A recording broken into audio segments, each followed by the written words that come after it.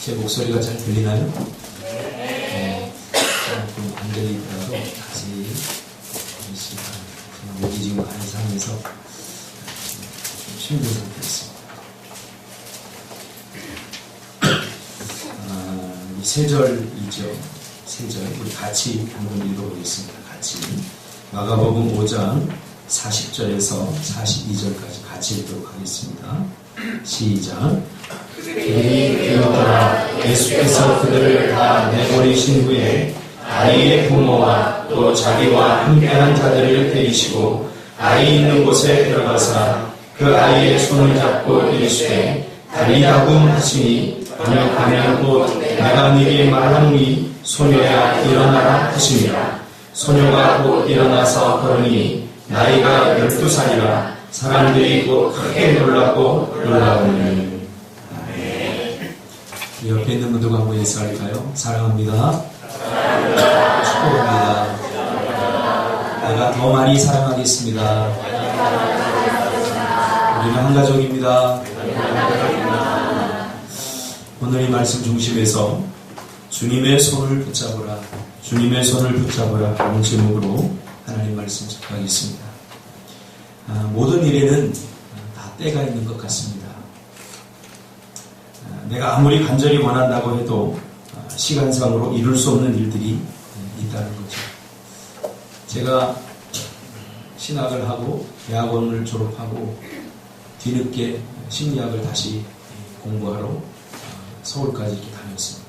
1호선을 타고 다녔는데 그때가 30대 초반 33살, 4살일 때입니다.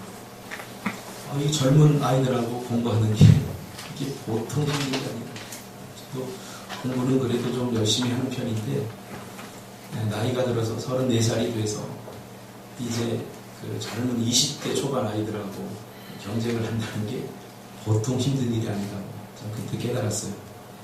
공부도 때가 있구나 하는 것을 깨닫게 되었습니다. 우리는 이럴 때 뭔가 하고 싶지만 이미 나에게 기회가 지나갔다. 그렇게 이미 기회가 지나갔어. 이런 표현을 씁니다. 그래서 많은 사람들이 그토록 뭔가를 간절히 이루어내고 뭔가를 하기를 원하면서도 포기하고 살아가지 않습니까? 타이밍을 놓쳐버리는 거죠.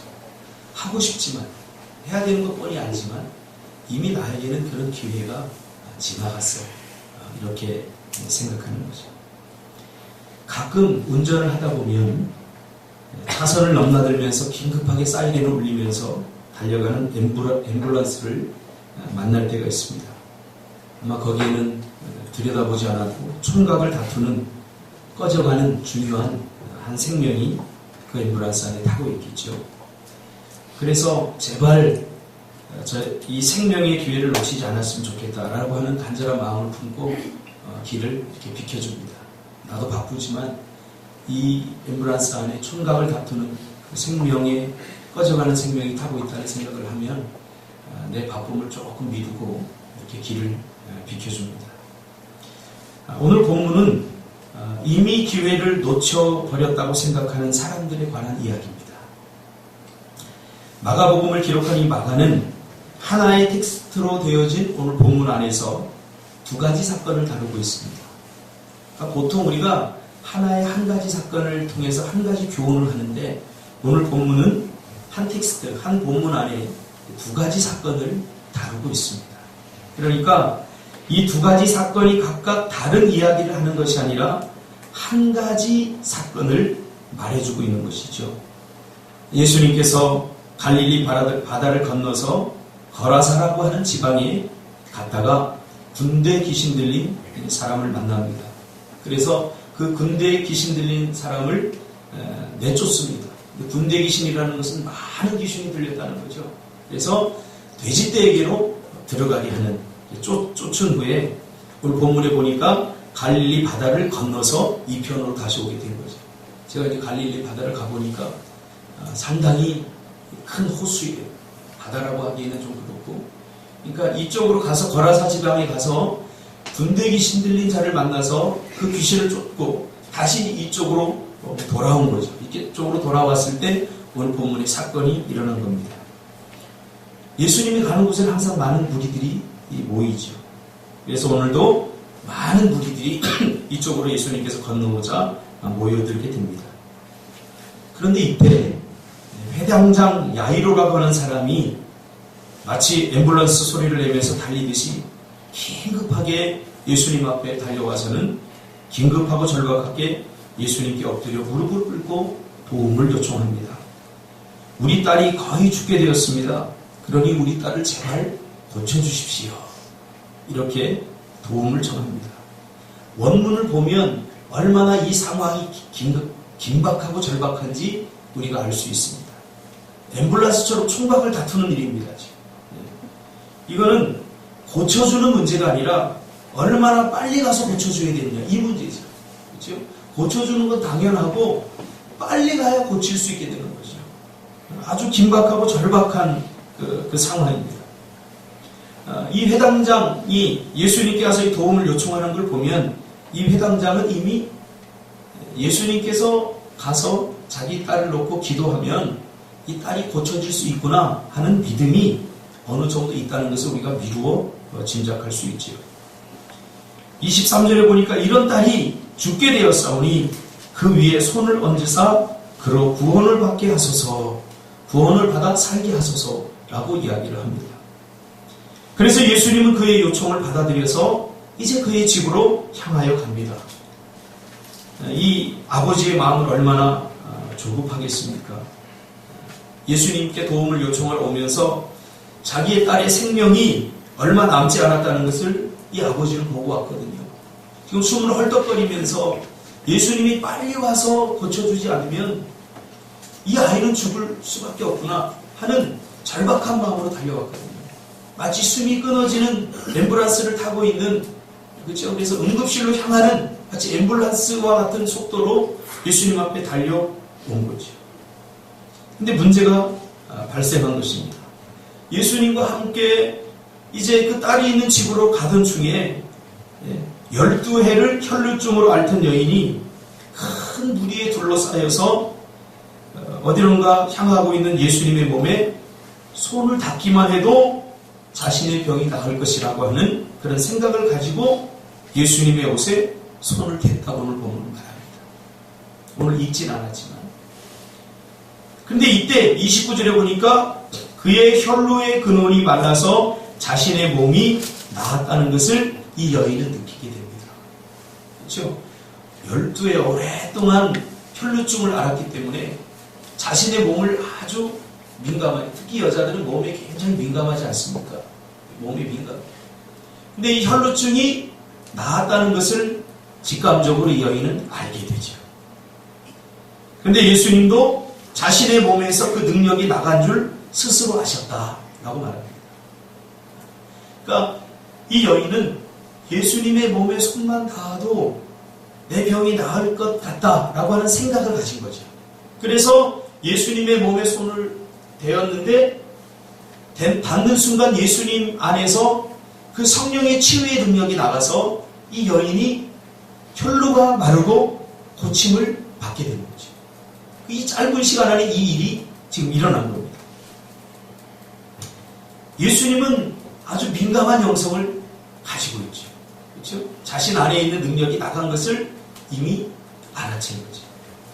여기서 그 능력이 나갔다라고 할 때 이 능력이라고 하는 말은 두나미스라고 하는 말입니다. 헬러로 두나미스. 이 말에서 우리가 다이나마이트가 나왔죠. 다이나마이트. 폭발적. 그렇죠? 그래서 이 다이나마이트라고 하는 말은 헬라어 두나미스에서 나온 말입니다. 이 두나미스라고 하는 말은 강력한 영입니다. 강력한 치유의 영, 강력한 성령의 능력이 나갔다는 거죠. 그래서 성령은 여러분 치유의 영입니다. 성령은 치유의 영, 성령은 회복의 영입니다. 요즘 제가 외부 사람들을 이렇게 대상으로 내적 치유를 지금 하고 있습니다. 내적 치유를 하고 있는데 한 분이 그렇게 질문을 해요. 목사님, 심리학에서는 상담자가 치유의 어떤 핵심이고 또 정신과 의사가 치유를 하는데 이 내적 치유에서 누가 치유를 합니까? 목사님이 치유하는 겁니까? 이렇게 얘기해요. 그래서 제가 아닙니다. 내 책처럼 로고세라피입니다. 제가 말씀으로 터치를 하고 치유하시는 분은 홀리 스피릿, 성령께서 하시는 겁니다. 그러니까 이 시간에 여러분의 상처난 마음들과 아픈 영들, 아픈 마음들을 다 하나님께 내려놓으세요. 성령께 내려놓으세요. 그러면 성령께서 침투해서 성령께서 순간순간 그것들을 어루만지고 터치하시고 치유하는 것을 여러분 경험하게 될 겁니다. 제가 그런 이야기를 했습니다. 맞습니다. 성령은 치유의 영입니다. 우리의 아픈 심령과 상처난 마음을 치유할 뿐만 아니라 성령께서는 우리 외부의 외적인 몸들도 성령께서는 그 강력한 치유의 영으로 회복시킨다는 것을 우리가 알게 됩니다. 오늘날도 이와 같은 일들이 굉장히 많이 일어나고 있습니다. 이때 예수님은 가던 길을 멈춰버립니다. 멈춰서는 안 된 길이죠. 생각해보세요. 앰뷸런스가 가다가 멈추면 어떻게 되겠습니까? 특히 이 야이로는 예수님이 멈춰서는 안 되는데 멈춰서 있는 예수님을 바라보면서 아마 속이 새까맣게 탈 것입니다. 고치는 게 문제가 아니에요. 빨리 가야 고치죠. 근데 빨리 가지는 않고 지금 숨이 헐떡거리는 그 딸아이를 보고 왔는데 예수님이 발걸음을 멈추자 아마 속이 새까맣게 타들어갔을 것입니다. 그렇죠? 차집사님? 주영이가 지금 헐떡거리는 걸 보고 지금 앰뷸런스를 불렀는데 앰뷸런스가 차에 꽉 막혀서 멈춰버렸어요. 얼마나 이 답답할까요? 욕이라도 나오지 않겠습니까? 엎고 그렇죠? 엎고라도 떼내죠. 근데 앰뷸런스가 더 빨라요. 예수님과 함께 가면서도 이 야이로는 딸을 살릴 수 있다는 희망이 생겼지만 또 한편으로는 너무 늦게 도착하면 자신의 딸이 죽을지도 모른다는 그 두려움으로 발걸음을 재촉하며 걸어가고 있는데 예수님이 갑자기 멈춘 거예요. 별로 중요한 것 같지 않은 일이죠. 아니 능력이 나갔으면 나간 거지. 그 수많은 무리 가운데 그 사람은 어떻게 찾겠다고 추적하기 시작하는데 예수님께서 내 몸에서 능력이 나갔다. 누구냐 도대체 내 옷에 손을 댄 사람이 누구냐. 그게 중요합니까 지금 이 시점에서. 그리고 그 많은 사람들 중에서 이거 어떻게 찾겠다는 거예요. 근데 주님의 행동은 느긋하기만 합니다. 긴급하지도 중요하지도 않은 일에 시간을 낭비하는 예수님을 향해서 야이로가 얼마나 속이 답답하고 속이 타들어갈까요? 예수님, 시간이 지금 없다고요. 서두르지 않으면 우리 아이가 죽어요. 아니, 이미 죽었을지도 몰라요. 이런 간절하고 절박한 마음, 여러분 아빠의 마음입니다. 요새 TV에 보면 그 아빠에 대해서 나오죠. 이경규하고 누구죠? 아무튼 나와요. 보니까 참 묵뚝뚝해도 속으로 그 딸들을 얼마나 사랑하는지 우리가 이렇게 미루어 짐작할 수 있습니다.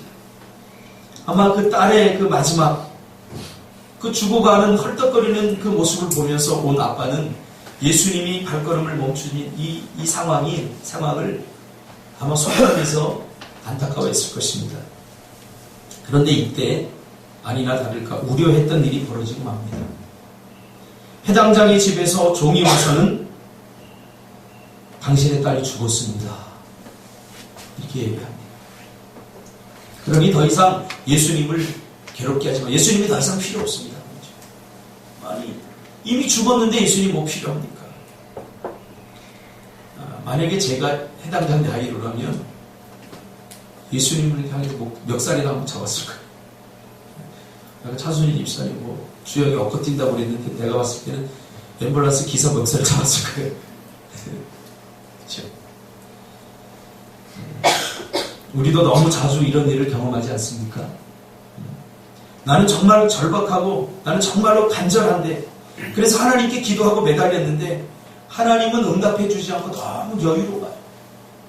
다른 사람들 별로 긴급하고 절박하지 않은 사람들의 기도는 너무 잘 응답해 주면서 나는 오늘 응답해 주지 않으면 안 되는데 지금 응답해 주지 않으면 안 되는데 내 기도에는 너무나 질질 끄는 것 같아요. 나는 더 이상 이번이 아니면 기회가 없어 보이고 이번이 끝이고 이번이 마지막이라고 생각해서 하나님 이번만 도와주셔야 됩니다. 이 기도는 반드시 응답되어야 됩니다. 하고 하나님 앞에 마감 기한을 정해놓고 기도하는데 하나님은 응답을 잘 안 주셔요. 그래서 모든 기회가 다 사라진 것 같은 일들을 우리가 너무 자주 우리의 삶의 현장에서 경험하지 않습니까? 이번이 마지막 같은데 하나님은 보기 좋게 나의 간절한 기도를 비웃기라도 하듯이 기도를 이루어지지 않아서 번번이 기회를 놓칠 때가 우리가 있지 않습니까? 만약 준석 집사가 토플 900 맞았다면 지금 이 자리에 앉아있지 않아요. 그렇죠? 번번이 하나님은 들어주지 않아요. 지금 내가 절박한 이거 900 맞아야 내가 취업하는다. 근데 36절에 예수님은 야이로를 향해서 뭐라고 그러냐. 이제 이미 모두가 게임 끝났어요. 죽었는데 뭘 어떻게 해요. 근데 예수님은 그 야이로를 향해서 두려워하지 말고 믿기만 하라. 이렇게 이야기합니다. 알 수 없는 말씀을 하십니다. 이미 끝났는데. 누구 약 올리는 것도 아니고. 두려워하지 말고 믿기만 하라. 무슨 말입니까? 나를 믿어라. 이 순간에도 너는 인내해야 된다. 여전히 나를 신뢰해야 된다. 그 말이죠. 여전히 나를 신뢰해야 된다. 서두르지 말라. 조급해하지 말라. 이 순간에도, 이 절망의 순간에도 모든 기회가 다 끝난 것 같은, 모든 기회가 다 지나간 것 같은 이 순간에도 너는 여전히 나를 신뢰하느냐? 신뢰해야 된다는 거죠. 믿어야 된다는 거죠. 내가 생각하기에는 내가 정해놓은 마감 시간, 내가 생각하는 기회는 다 지나갔지만 이제는 내 시간, 내가 정해놓은 시간은 아직 지나가지 않았다는 것을 보여주는 거죠. 자, 야이로야, 내가 정해놓은 시간은 끝났어. 네가 정해놓은 시간은 이 아이가 죽기 전에 내가 가서 고치는 그것이 너의 시나리오였다면 이제 내가 정해놓은 시간은 다 끝나고 내가 생각하는 기회는 다 지나갔지만 그러나 아직 내가 생각하는 시간은 지나가지 않았다는 거예요. 예수님이 생각하는 기회는 여전히 남아있다는 거죠. 그러니 섣부르게 판단하고 섣부르게 절망하고 섣부르게 좌절하고 섣부르게 포기하지 말고 나를 신뢰하고 인내하며 기다리는 거죠. 무슨 말씀인지 알겠죠? 우리는 너무 자주 인내하지 못해서 자기가 마감 기한을 정해놓고 그 시간이 지나면 끝이라고 선언함으로 하나님께서 역사하실 기회를 종종 놓칠 때가 있습니다. 40일을 정해놓고 하나님 이 시간 안에 기도 응답해 주셔야 됩니다. 그리고 40일이 지나간 후에 응답이 오지 않으면 이 일은 아닌가 보다 하고 포기해버려요.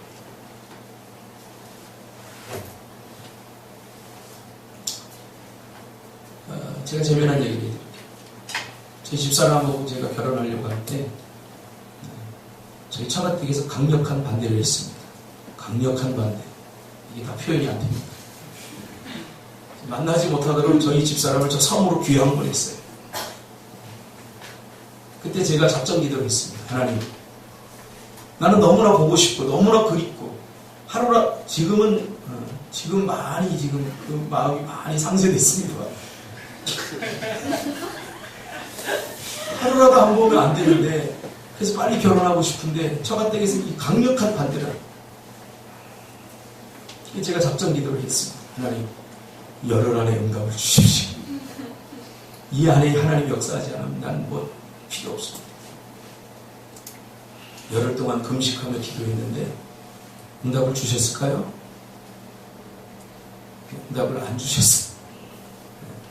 근데 지나고 보니까 내가 정해놓은 시간, 내가 마감 기한을 정해놓고 하나님 앞에 떼를 쓰고 하나님을 협박한 거예요. 괜히. 시간이 지나니까 내가 인내하고 참고 기다리니까 하나님께서 결혼할 수 있는 조건과 여건들을 허락하셔서 하나님의 때 역사를 하시더라. 하나님의 때. 그러나 나는 열흘 안에 이 승부를 보려고 했던 거죠. 그리고 열흘 안에 응답해주지 않는 하나님을 향해서 사태질하면서 원망하고 불평을 했던 거죠. 이게 우리의 모습입니다. 내가 정해놓은 마감 기한이 지나면 우리는 그냥 내려놓습니다. 예수님은 여전히 자신의 시간이 아직 끝나지 않았다고, 자신의 기회가 아직 지나가지 않았다고, 얘들아 가자. 그리고 야이로의 집으로 향합니다. 이 야이로는 얼마나 뿔났겠습니까?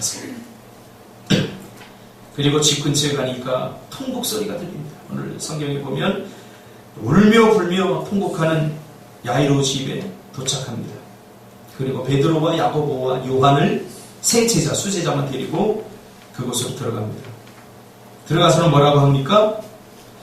어찌하여 떠들며 우느냐? 이 아이가 죽은 것이 아니라 잔다 라고 말합니다. 미치고 한장할 노릇이죠. 분명히 죽었는데 그거 분간 못합니까? 그러니까 이 예수님의 말을 듣고 40절에 그 사람들이 오늘 우리가 처음 읽은 부분이에요. 비웃더라고 기록되어 있습니다. 비웃더라. 분명히 기회가 끝났어요. 죽었는데 당신 뭐하는 거야?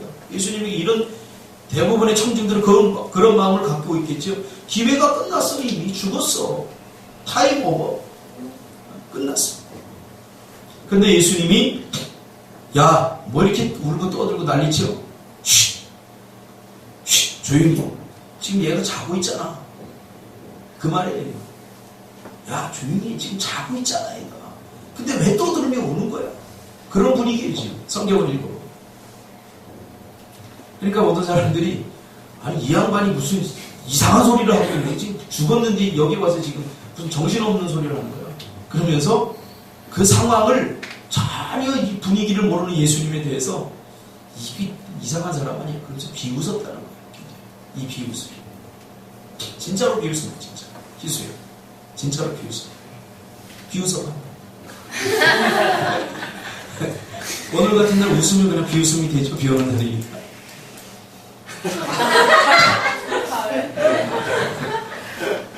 감사합니다. 목이 많이 지금 아파서 약간 인터벌을 줍니다.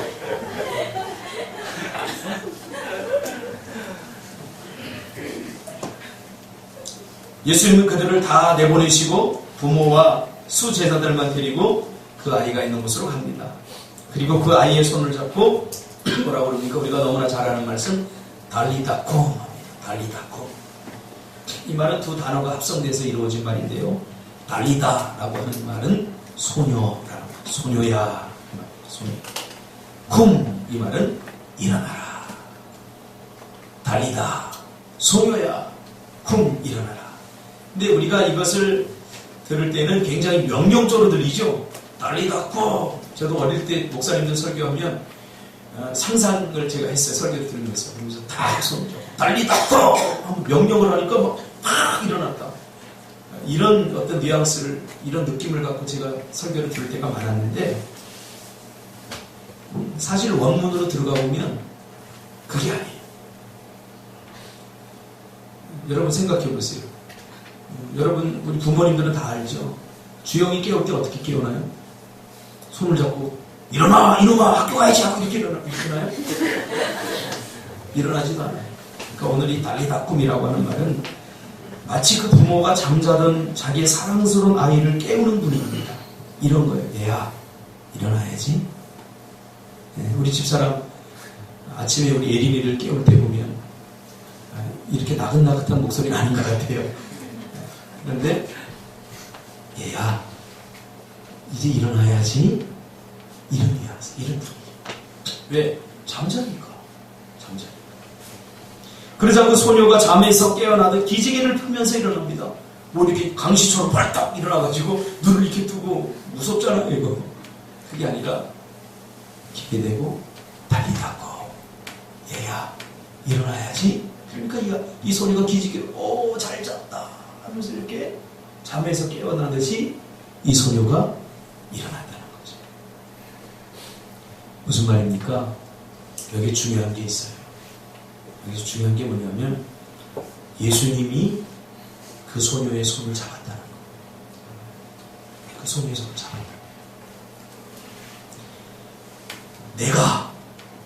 내가 너의 손을 잡고 있으니 죽음은 그저 잠일 뿐이라는 거죠. 이해가 되죠? 예수님의 이 치유의 손, 예수님의 전능의 손, 예수님의 이 권능의 손이 죽은 자의 그 손을 잡는 순간 이 죽음은 더 이상 견딜 수 없는 거죠. 그래서 그냥 잠일 뿐이에요. 여러분, 예수님의 손에 붙들리면 우리에게는 그저 불가능해 보이는 것들이 아무것도 아닌 것들이 되어버리는 거예요. 예수님은 지금 그걸 보여주는 거죠. 폭풍 치는 바다에서 베드로가 빠져 있었는데, 빠져서 허흡됐는데 예수님의 손을 딱 내미니까 그 손을 딱 잡는 순간 폭풍 치는 바다는 안 보이는 거예요.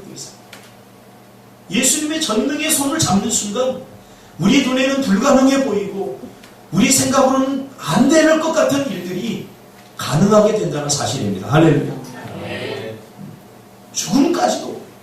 죽음까지도.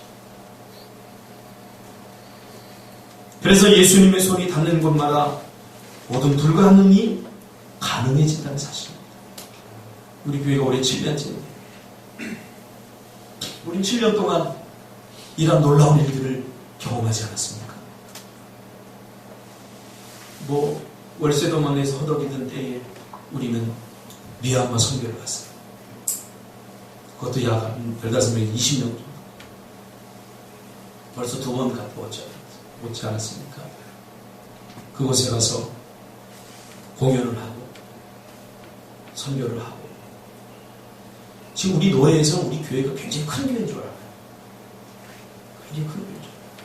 예, 몇천 명이 모이는 교회도 그런 일을 잘 못합니다. 우리가 작년부터 또 비즈니스 선교, 한국 사회의 문제도 청년 취업. 그래서 어떻게 하면 우리가 이 사회에 참여할까?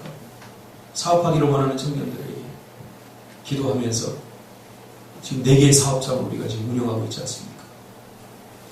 가만히 보면 처음에 제가 시작하자고 했을 때 여러분들의 눈빛은 뭐였냐면 어떻게 해요 우리가?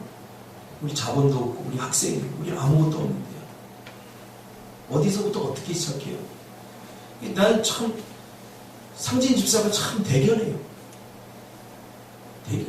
우리 카페 하자 했을 때 모든 사람들이 네, 말로는 네 했는데 아무도 이게 카페를 정말로 차릴 것 같은 느낌을 갖고 동참한 사람은 한 사람도 없었어요. 이게 정말 될까? 하고 다 구경한 거죠. 근데 상진 집사가 자금을 끌어 공사를 하나하나 진행하면서 카페를 열었어요. 이게 뭐예요?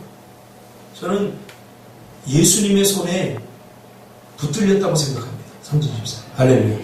그러니까 다른 사람들이 보기에 불가능해 보이는 건 가능해 보이지 않습니까?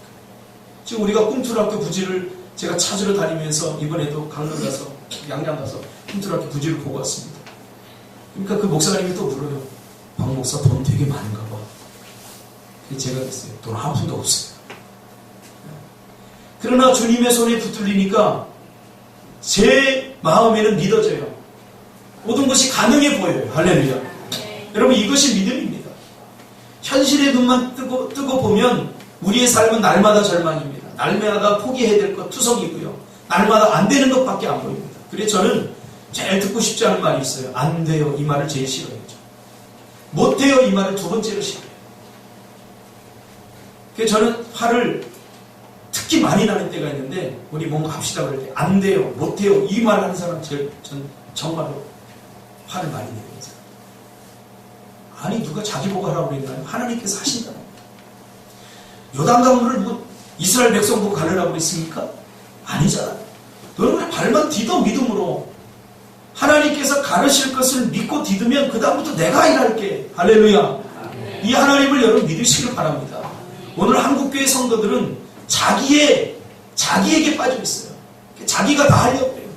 자기 생각, 자기 계획, 자기 시간 다 정해놓고 그 시간에 역사하지 않고 자기 계획대로 되지 않으면 하나님을 없다라고 말하고 하나님에 대해서 원망하고 불평해요. 좀 인내해보라는 거죠. 인내해보라는 거죠. 인내해보라는 거죠.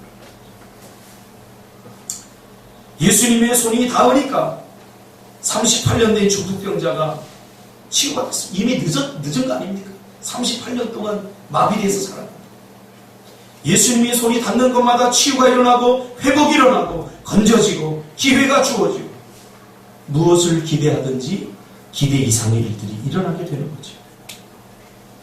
할렐루야. 이 하나님을 경험하시길 바랍니다. 이 하나님은 오늘도 역사하십니다. 보세요. 우리 꿈틀학교 부지가 이제 제주도에도 이번에 제가 5월 11일 인도 가는데 MK 사역 때문에 우리 태한 집사가 어제 그랬죠. MK 사역이 뭐예요? 미셔너리 키즈인가요? 맞아요. 역시 똑똑해요. 명문대 나오면 지금 다.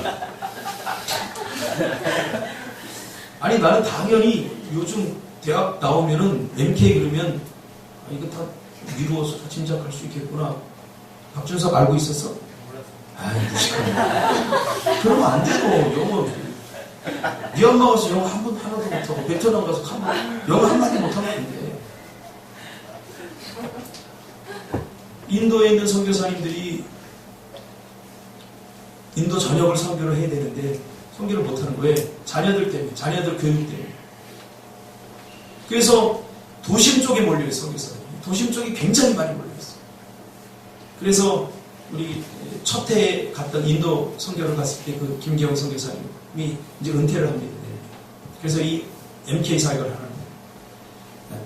당신이 그 선교사님 자녀들을 일주일 동안 모아서 아파트에서 합숙을 하면서 학교를 보내고 이 사역을 하고 선교사님들은 마음껏 외부로 나가서 전도할 수 있게끔 이 사역을 하는데 이게 좀 커지다 보니까 인터내셔널 국제학교 형식으로다가 이렇게 동참을 하는 거예요. 그래서 제가 이번에 친구 목사 한 명 아들을 데리고 갑니다. 가서 그 학교에 이제 입학시키고 그렇게 하러 갑니다. 그러면 우리 교회도 이 인도는 여러분 가봐서 알겠지만 잘 사는 사람들은 진짜 상상을 초월할 정도로 잘 살아요. 그리고 국제학교를 가는데 우리가 저렴한 가격으로 우리 교회에서도 제가 평소에 소원이 그거예요. 이제 앞으로 영어를 못하면 안 됩니다. 우리가 이제 한국은 너무 좁아요. 근데 이 길을 열어달라고 제가 지금도 기도하고 있어요. 그러니까 기도하니까 하나님께서 이런 것들을 보여주세요. 불가능하다고 생각했던 것들. 이번에도 우리가 그 영어 공부하지 않습니까? 후민동교가 사는 덴마크 사람 원어민 아주 저렴한 가격 5만 원 해서 하지 않습니까? 이게 뭐예요? 불가능하다고 다른 사람들이 시도하지 않지만 하나님이 주신 비전으로 붙잡고 기도했더니 하나님께서 길을 열어주는 거예요.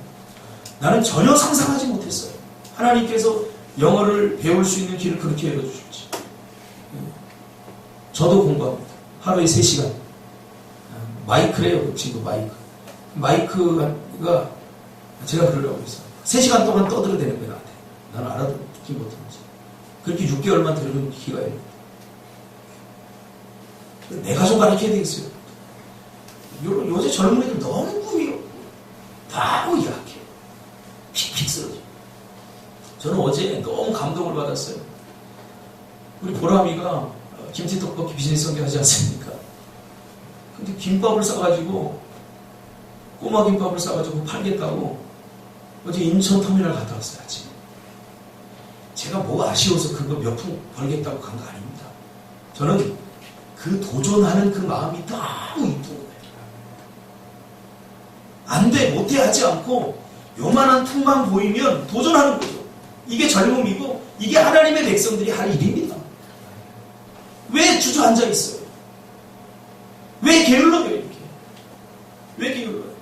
왜 여러분이 함부로 모든 계획을 다 세우고 마감 기간을 여러분이 다 정해놓고 하나님께서는 아직도 아니라고 하는데 함부로 포기하고 함부로 좌절하고 함부로 안 된다고 말하려 그 말이에요. 오늘 보세요. 내 시간은 아직 안 지났다는 거잖아요. 예수님께서. 내 계획, 내가 계획한 시간은 지났을지 모르지만 아직 내 시간은 아직 안 지났어. 내 기회는 아직 안 지났어. 그리고 또 하나 우리가 살펴봐야 될 것은 나를 향한 너의 믿음은 더 커져야 된다는 것입니다. 무슨 말이냐면 이 야이로는 예수님을 어떻게 알았냐면 겨우겨우 자신의 딸을 고쳐주는 분으로 기대했습니다. 그러나 예수님은 나는 그 이상이다는 거죠. 고쳐주는 것? 네가 기대하는 건 네 딸을 고쳐주는 거지만 나는 너의 딸이 죽어도 살릴 수 있어. 살릴 수 있는 분이야 나는. 그러므로 우리는 주님께 무엇인가를 요청할 때 훨씬 큰 믿음이 필요합니다. 작은 믿음 가지면 야이로처럼 실망합니다. 중간에서. 그렇죠? 죽으면. 왜? 이 야이로가 기대했던 게 고쳐지는 거잖아요. 근데 죽어버리니까 실망하잖아요. 그러나 거기서 끝나요. 주님을 신뢰하는 게. 근데 우리는 주님께 요청할 때 사실 상상할 수 없는 더 큰 믿음이 우리에게 필요해요. 왜요? 예레미야서 33장 3절에 보니까 내게 부르짖으라. 내가 네게 응답하겠고 네가 알지 못하는 크고 비밀한 일을 내게 보이리라. 우리는 그저 삶의 필요들 그저 근근히 이런 것들만 요구하는데 하나님 우리에게 더 큰 것을 주기를 원하시죠. 더 큰 역사를 원하시죠. 그러려면 뭐가 필요합니까? 우리에게 더 큰 믿음이 필요합니다. 그러므로 내가 원했던 일들이 일어나지 않는다고 함부로 포기해서는 안 됩니다. 나의 기대가 끝나는 시점에서 하나님은 시작하십니다. T.S. 엘리엇의 시를 보면 하나님은 인간의 끝에서 시작하십니다. 그러면 마지막으로 왜 예수님은 12해를 혈루증으로 앓고 있던 이 여인과 멈춰서서 이야기를 나누는가? 왜 시간 낭비를 했는가? 이게 그렇게 중요한 일인가? 중요한 일입니다. 긴급하지는 않지만 중요한 일이에요. 이 여인은 예수님을 믿고 있었지만 그러나 조금 잘못된 생각을 가지고 있었습니다. 그는 예수님을 만지기만 하면 나을 줄로 생각을 했어요. 그래서 예수님은 아니다. 이 여인이 고침을 받고 어떤 생각을 했냐면 내가 예수님의 몸에 손을 대었기 때문에 나았다라고 생각을 한 거죠. 그러나 이것은 잘못되었다라고 해서 예수님은 바로 잡아주기를 바라는 거죠. 굉장히 중요합니다. 내가 내 옷깃에 손을 대었기 때문에 나은 것이 아니라는 거예요. 왜 나았느냐? 너를 구한 것은 믿음이라는 거예요. 믿음이 너를 구원한 거지 네가 이 손에 이게 옷깃을 대었기 때문에 나은 게 아니라는 거예요. 무슨 의미인지 잘 아시죠? 많은 사람들이 내가 기도했기 때문에 하나님 응답해 주신다고 하고 내가 무엇을 했기 때문에 하나님 나에게 축복을 준다고 하고 내가 무엇인가를 했기 때문에 하나님이 은혜를 나에게 주신다고 생각하는데 아닙니다. 하나님은 절대적으로 우리 믿음에만 반응하셔요. 믿음이 있기 때문에 하나님께서 고쳐주신 거죠. 그래서 내 안에 믿음이 있기 때문에 내가 고침을 받은 거다. 내 믿음이 너를 구원한 거다. 복음서에서 계속 반복하지 않습니까? 네가 이걸 믿느냐? 네, 믿습니다. 내 믿음이 너를 구원하겠다. 여러분, 오늘 이 아침에 믿음이 회복되기를 주님의 이름으로 축복합니다. 오늘날 교회 안에도 미신적으로 주님을 생각하는 사람들이 많아요. 어떤 사람은 상담을 하는데 어떤 교회는 기도가 잘 된대요. 그래서 자기는 그 교회로 옮겨야 됩니다. 또 어떤 교회는 특별히 축복을 많이 받는데 그래서 그 교회로 옮겨야 돼요. 그래서 우리 교회도 개척 초기에 어떤 한 교회에서 많이 왔었어요. 사람이. 왔다가 좀 힘든 일이니까 다 빠져나가요. 그래서 이 양반들은 왜 빠져나가나 가만히 내가 들어보니까 꿈틀교회 가면 복을 못 받는다. 그 교회 가야지만 복 받는다. 그런 소문이 도는 거예요. 이게 미신적 행위입니다. 미신적 행위. 우리 교회에 와야만 아닙니다. 여러분 주위에 있는 어떤 교회를 가도 그 교회는 하나님의 교회이기 때문에 그 사람 안에 있는 믿음이 그를 구원하는 거지. 하나님이 선물로 주신 믿음이 응답을 받게 하는 거지. 뭐 기도자리가 용하고 제가 설교를 잘해서 부흥 그런 거 아닙니다. 우리 교회가 부흥되려면 여러분이 믿음이 있어야 됩니다. 여러분이 하나님의 백성답게 살려면 저는 알아요. 제 친구 중에 설교를 진짜 잘하는 친구가 있어요. 수천 명 모이는 교회. 얼마 전에 그 교회를 나가기도 했어요. 설교를 못해서 나갈까요? 아니에요. 아무리 멋진 설교, 좋은 설교를 해도 여러분 안에 믿음이 생기지 않으면 이게 삶이 힘들어요. 예수 이름으로 명하노니 믿음이 회복될지어다. 여러분 안에 있는 믿음이 회복되기를 주님의 이름으로 축복합니다. 그래야 두려움이 없어져요. 무엇을 해도 기대가 생겨요. 생각해 보세요. 미얀마 가는데 여러분 쉬운 일입니까? 벌써 두렵죠. 때가 다가오면 사모나 그치? 이제 회사에다 이야기를 해야 되잖아. 이제 조금 승진도 할 만한 지금 때가 왔는데 미얀마 가야 되는데 성교 가야 되는데 저기 사표 하나 써가지고 회사 그만 다니든지 아니면 갔다 와서 월급 까고 계속 다니게 해주세요. 이제 그럴 때가 좀 가까운단 말이에요.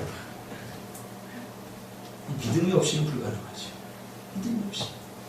하나님께서 역사하시고 하나님께서 하나님의 말씀대로 사는 자들을 어떻게 인도해 주시는지 우리는 눈으로 보지 않았습니까?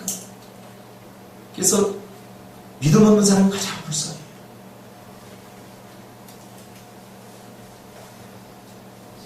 이사야 41장 10절 두려워하지 말라 내가 너와 함께하리라. 놀라지 말라 나는 네 하나님이 되리라. 내가 너를 굳세게 하리라. 참으로 너를 도와주리라. 그 다음에 정말 제가 좋아하는 구절입니다. 참으로 나의 의로운 오른손으로 너를 붙들리라. 오늘 야이로의 딸처럼 이렇게 붙들어준 거죠. 13절에 이는 나 여호와 하나님이 내 오른손을 붙들고 내게 이르기를 두려워하지 말라 내가 너를 도우리라 할 것입니다. 그러므로 주님의 손에 붙들리면 크로노스적인 연대적인 시간을 뛰어넘는 시간과 공간을 그리고 기회를 초월하는 카이루스적인 기회가 우리에게 주어집니다. 우리는 그저 크로노스적인 연대적 기간 속에서 끝났구나 더 이상 기회가 없구나 이렇게 이야기하지만 주님을 끝까지 신뢰하고 믿음으로 인내하고 포기하지 않고 내려놓지 않으면 카이루스적으로 사건적인 하나님께서 개입하셔서 내 문제를 해결해 주십니다. 포기하지 않고 믿음으로 도전하는 자에게 기대 이상의 역사가 일어납니다. 결론을 짓겠습니다. 에베소 3장 20절 우리 가운데 역사하시는 능력대로 우리가 구하거나 생각하는 모든 것에 더 넘치도록 능히 하실 일 넘치도록 그러므로 믿음이 있는 한 이미 늦을 때는 없습니다. 요즘 우리 집사람이 공부해요. 보니까 잘해요. 저보다 더 잘하는 것 같아요. 늦은 때는 없어요. 시작한 게 늦은 때는 없어요. 믿음이 없을 뿐이지. 시편 138편 7편에 내가 환난 중에 다닐지라도 주께서 나를 살아나게 하시고 주의 손을 펴사 내 원수들의 분노를 막으시며 주의 오른손이 나를 구원하시리이다. 주님의 손에 붙들리시기를 주님의 이름으로 축복합니다.